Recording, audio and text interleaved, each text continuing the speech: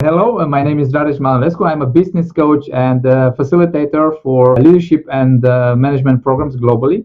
And I'm here in my role as a business coach together with Alain Cardon. I like to introduce Alain, who is actually the mind, the brain behind the program, and also the person who created it. I'm working together with him for 14 years or so since I finished my coaching school with him. But Alain, tell us a few words about yourself. Okay, well, very quickly, I'm a master certified coach, validated, recognized by the ICF, and the training we're proposing is also ICF validated. And I'm French, although I don't sound French. I live both in France and Romania when COVID allows me to travel. And yes, getting into retirement years, but still very active. And Haash is one of the people that wants to continue the work I've been doing. So we've been partnering for a while now on common programs with clients. And in the fundamentals, which is the subject, the systemic coaching fundamentals, that's the formal title, which is the subject today. Mostly to talk about actually manager coaches in the present context, the importance of management coaching. And I would say how this program is totally adapted for managers in companies today. Now, anything else you want to say as an introduction, Haj? I think it's enough for the moment. Okay, yeah.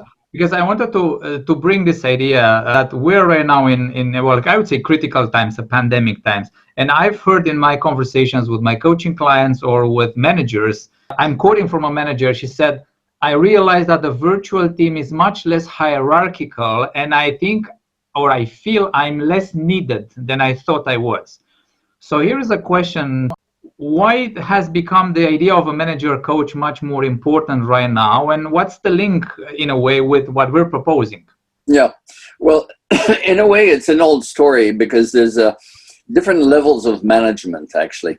There's management managers that manage people on location. And then there's distributed management when a manager has to follow people that are distributed all over a country or all over a continent, and they have to manage at a distance. And that level of management is much more delegative and much more you have to have much more responsibility locally, and there's trust in this distance. So it's an old story, but today, thanks to COVID, lower level management, local managers have to learn how to jump that level and follow their personnel, their employees, their managers at a distance. In other words, with this other frame of reference, these people are all locally responsible and know how to do their stuff. So it's not control management anymore. What I see is also that this is a big shift. It's a paradigm shift right now from the traditional top-down, king to his people type of management. That, in a way, yes, we could say that thanks to COVID, this changed rapidly towards a more horizontal, a more circular way of doing it. Some people read the theory about needing to delegate.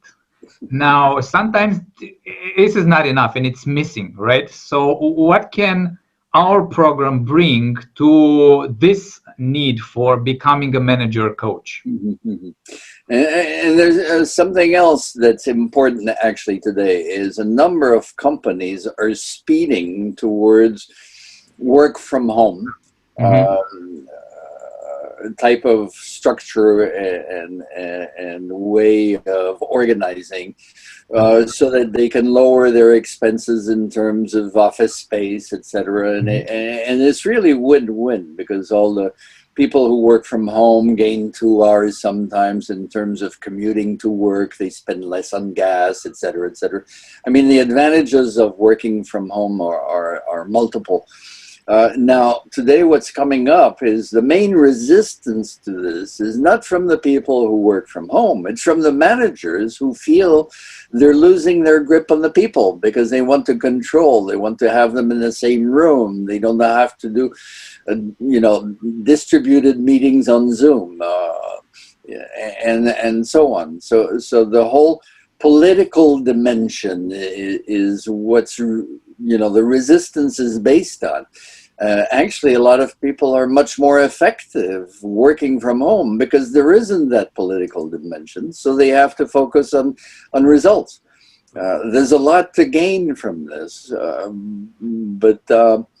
Okay, so that seems to be the main issue today in a lot of companies. If you want to really use the COVID as a turning point towards a different type of organizational structure, it needs to be accompanied to make it work, but it needs to be accompanied mostly with the managers, not by the people who work from home.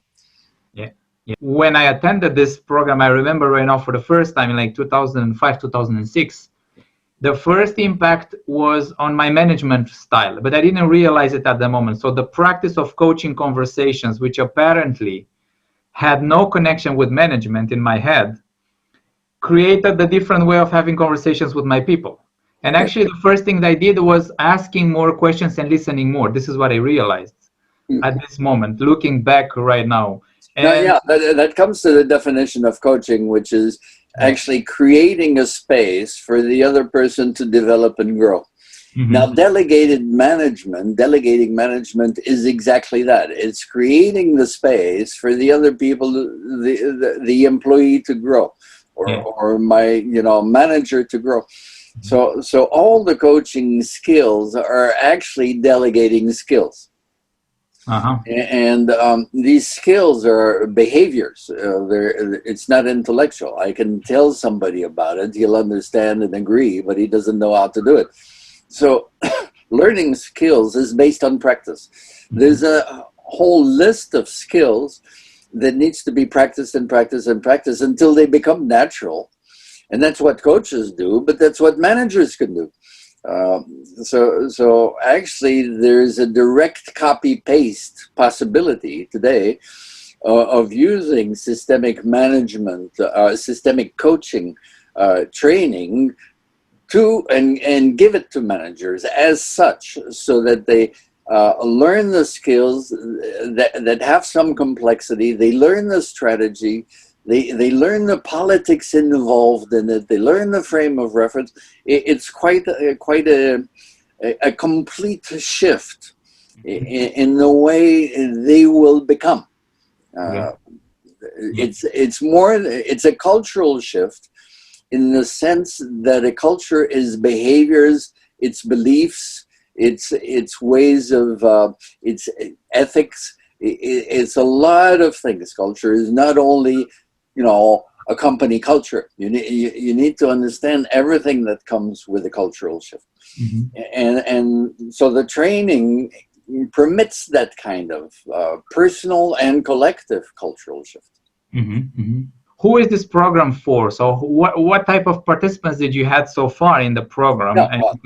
Yeah, that's an important question, because this could also sound like a new idea or whatever. But in the last 15 years, as I said, in France and in Romania, and also internationally, we've been doing a program for coaches that has been attracting managers, entrepreneurs, and people from a lot of different professions. I had a number of doctors and dentists. I had a number of that have not only their expert skills, but that also have to manage clinics, their personnel, their help, etc. When they so they came to the coaching fundamentals course to become better professionals. Now, in a way, coming back to what you said, most managers today are promoted not because they're dilettantes, but because of their expertise in the field. So if you have a good IT person and you want to keep him, you promote him IT manager. But as a result, you're getting an expert in a management position, but he never learned management. So he starts doing all the work for the others. He starts micromanagement, managing.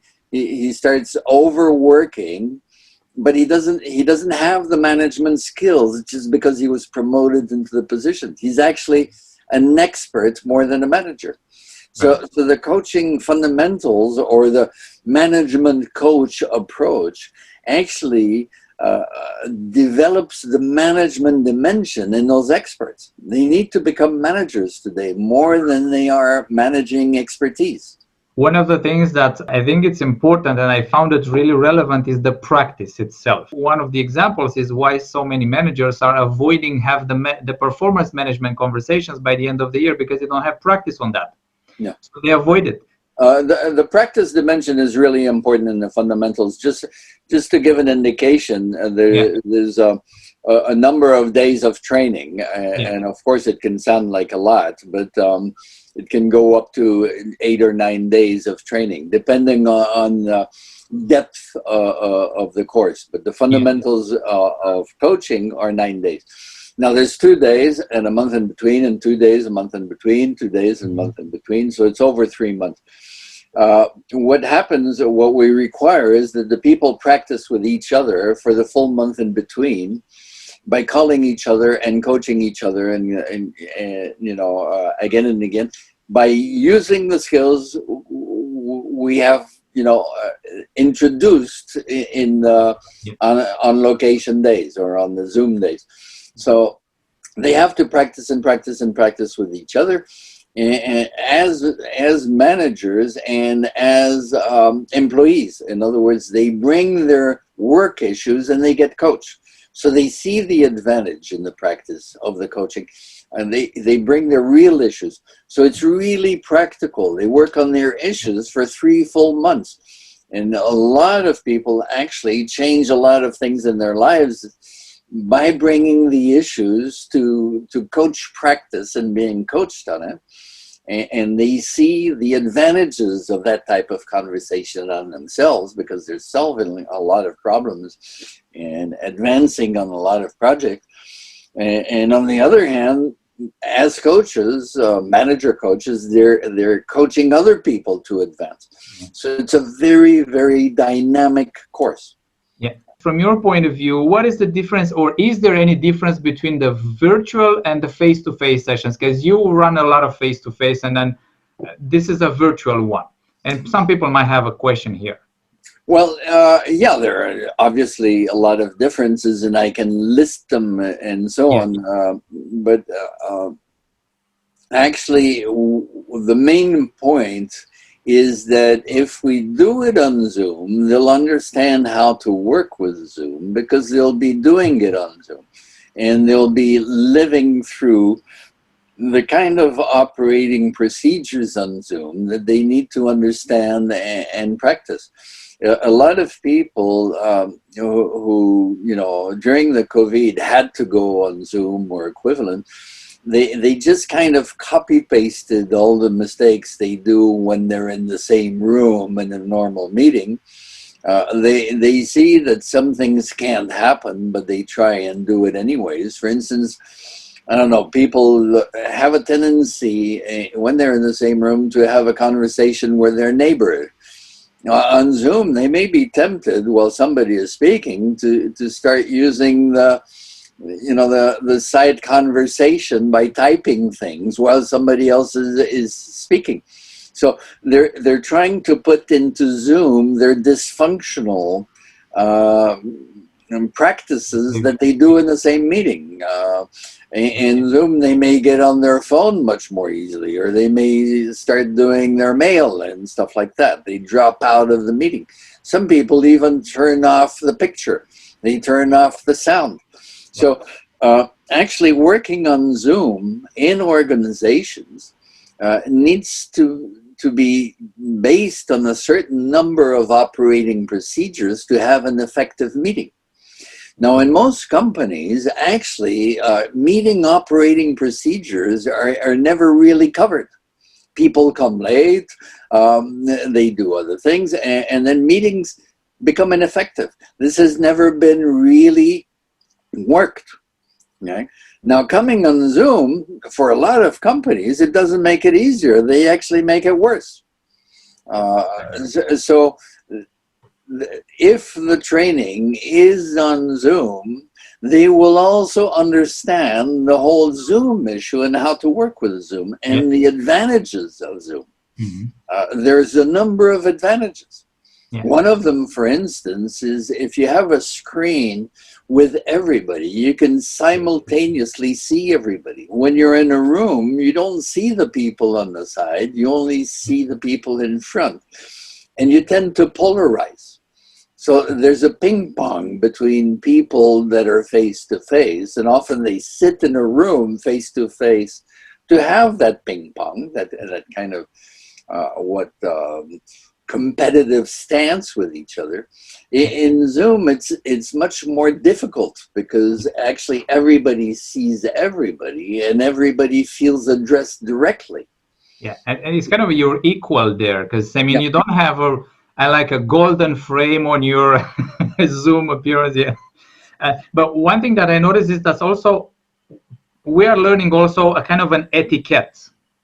So it means it's a virtual etiquette that we have, and we never learn. I mean, and this is something that I heard, for example, people saying, but you know, in a virtual setup, we're missing the socializing, the personal part, which actually is not as much more focused on results. Then you can be socializing later on. So actually, it's in a way, I think the virtual setup is helping people be more focused on providing results, and then you save time for socializing later. So you don't do both. Now, what I see is that in a face-to-face, of course, you are much more closer to a person, for example, which has its own benefits. But the question is, if you're required to work more over the phone or virtual, then the best way to practice it is to use that virtual setup. It's training continuously. Now, to come to the benefits, actually, on Zoom, what we see is meetings are more effective, people are more on time, they're more focused on results, there's much less politics, there's much less relational games and power plays, and that may be one of the reasons why people, want to go back to the office. Most of the people that are power game people, players, politicians, and so on, want to get back to office meetings because on Zoom they can't do it. It shows too much. They want to get back to the old and effective culture. Actually, most companies see that work from home is much more effective than work from the office. There's a lot to be gained there. Now, like I said, it doesn't mean you have to eliminate all the social dimension. There could be meetings in the office for the social dimension, but not for work. And in our work, actually, very often we have our after work at Zoom. So when the meeting is over, the people who can stay, and it gets on a much more social level, and we have that space. It's necessary. It's useful for the people who want it. It's There is less reasons to be afraid of the virtual setup in learning, and it's also this design that we have on a virtual. It's not a webinar when it's one talking head and everybody's listening, but it's actually active participation throughout the whole day. I mean, we're staying 7 hours continuously, well, not continuously, but with breaks on the Zoom, which usually is not happening in a normal training, and people are okay where they're not feeling tired because they are focused on what they work. Very precisely. I mean, the rhythm is we, give some instructions in the large group on Zoom, and then we set up meeting rooms and people work by threes to practice. Yeah. And then they come back and we debrief, and then they go back and work by threes. So that large group, small group, large group, small group work is much more, demands much more commitment. People participate a lot, and actually they don't see the day go by. So it also gives indications of on how to have meetings differently, because if people are not active, then they get tired. Zoom is a long time to listen to one person speak all day, or to present PowerPoints, or to do the old stuff that was happening in meetings and that was not very effective. Yeah. So meetings have to be redesigned. That's obvious. And that's what we illustrate during the training. So there's two levels of training. One is learning the skills as manager coaches, and the other one is learning how to work on Zoom in a very effective way, so they'll be able to do it with their personnel and their managers. Yeah. Alan, I have a question which is coach related. Now, because I had this conversation with a coach recently telling me, but I went through a coaching school, or I got some coaching preparation. And I'd like to learn what is all about this systemic fundamental dimension. We didn't talk about the systemic dimension, which is setting this program apart from others and this approach. Now, there are two things actually set the program apart. I mean, there's a systemic dimension, which is a much more strategic approach to everything in life. Yeah. In other words, it's recognizing patterns, integrating external influences. It's not psychological based. A lot of the coaching are psychological based. They even bring psychological profiles in coaching, with MBTI and so on and so forth. Systemic coaching is more about interfacing with other people and communication skills focused on achieving results together. Mm-hmm. So it's more an interactive approach, we could say. In systems approach, people look more at what's happening between people than at what's happening within people. So it's not a psychological approach, my profile, and so on, which makes it much more practical, because people, when you say you need to change this in your behavior, they say, well, it's my personality. And that's a mix. In other words, personality is not behavior. Behavior can be learned. It's like learning how to play tennis or having a better backhand or a better service. It takes practice. No matter your type of personality, you can learn how to have a better service. That's behavior. So in the fundamentals, we're talking about behavioral skills. Just learn them, do them, learn them, do it. It's like practicing, piano. Anybody can learn if you practice. So that's the approach. It's totally different from a lot of other coaching schools. The second difference is we're totally practice-oriented. Okay, it's a behavioral approach, so you learn it by doing. Sometimes, I talk about a skill and say practice it, and somebody says, why should I do it? Well, what's the logic behind it? Well, we can explain the logic, but basically the answer is do it 50 times and you'll understand why. Because you'll see the result. You don't see the result of something you haven't done. Why should I learn how to swim? Well, learn how to swim and you'll, or why should I do this movement when I'm learning how to swim? Well, do it 100 times and you'll know why you're doing it. So actually learning is behavioral more than intellectual. Yeah. The question why disappears when you've done it and you see the value in it and you see the results from it. Mm-hmm. So we're very behavioral in our approach. If you take it further and go to training and just listen to somebody talk about what he read, it's the same thing. Yeah. It even goes to learning how to use, a computer. I could explain to somebody here, and within 10 minutes, he'll forget half of what I explained because it's too much. I could just give the keyboard to the person and say, okay, start, pushing some keys and see what happens, and accompanying the person's behavior with the keyboard and asking questions. And that would be a coaching approach to learning by having the person doing it. Now, this is what happens actually in apprenticeship, which is very different from training. When you train an apprentice, you put him on the machine and you have him do it while you're observing and sort of guiding him. It's closer to mentorship. Most training in organizations is the complete opposite. I mean, you have a trainer talking all the time and showing PowerPoints. You have a few illustrations with demonstrations, and then the guys leave, but they haven't trained on the machine. And the machine is them, actually. They need to do it and do it and do it and do it. Yeah. It's an apprenticeship, actually, more than a training.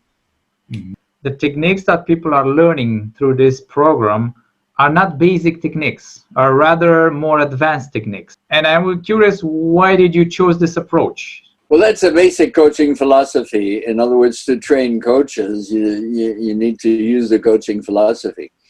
Now, the coaching philosophy is people are capable. They're adults. They're intelligent. They can go fast. Okay, so a lot of the training from other models is you need to start with beginners, and train beginners, and then so if it's skiing, I'll teach somebody to snowplow first, and then the second level is I'll say, oh, you must get over the snowplowing because that's just for beginners. And so you keep people hostage, teaching them things that they'll need to drop. The fundamentals of systemic coaching for me is not for beginners. It's not a beginner's course. In other words, it's based on the core of what you need to do from the beginning. So I teach people, if it's skiing, immediate parallel skiing, immediately on some steep slopes. And of course, they'll make mistakes, but they will adapt much faster to doing things right from the beginning. So it's a very short course, but to give an illustration, the same course actually welcomes beginning people who want to pass ACC, first level coaching.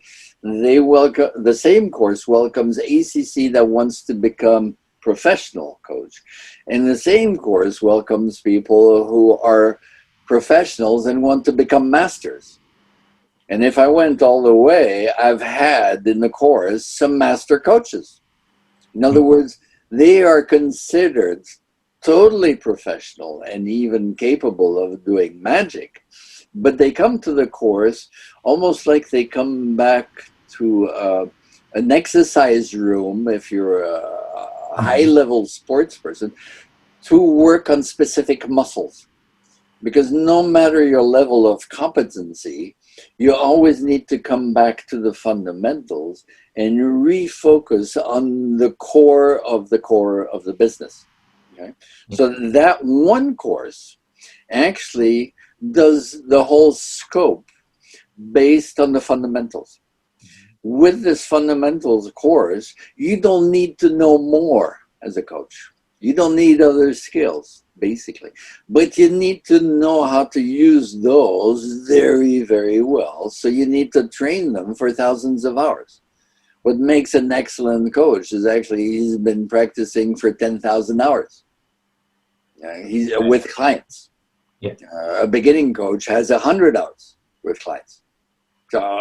Between 100 and 10,000, there's a world. It's almost like airline pilots. Yeah. I mean, excellent captains have 10 to 15,000 hours of flight. That's the difference. It's not warming benches in the school. It's practice that makes professionalism. I'd like to say something else, actually, which is an experience that goes a little bit beyond. The course, as we're proposing it, is an open course from people that come from different companies, managers that want to train. and learn how to manage at a distance and so on. Now, the course is also with a lot of practice between the participants, and that sort of creates a community of learning between participants.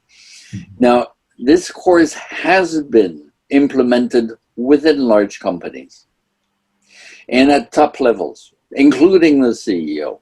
It has been implemented in ONGs across countries with people that work in the ONG, in the administration, and so on. And the result is the building of that community in the course around ways of doing actually affects the company culture much faster. Okay. So if you do this course within a company, with managers that work together, you're actually also, through the course, creating community links of managers that coach each other all the time. This has even been done with CEOs in the course that coach people and get coached by their people, their managers. And so it has served to completely transform internal cultures. If you get the top 50 people in your organization to go through the course in 2 or 3 courses, we can do up to 20, 25 people in one course because it's based on practice. Now, probably the best number is 21. So with 3 courses in-house, you get to 63 people.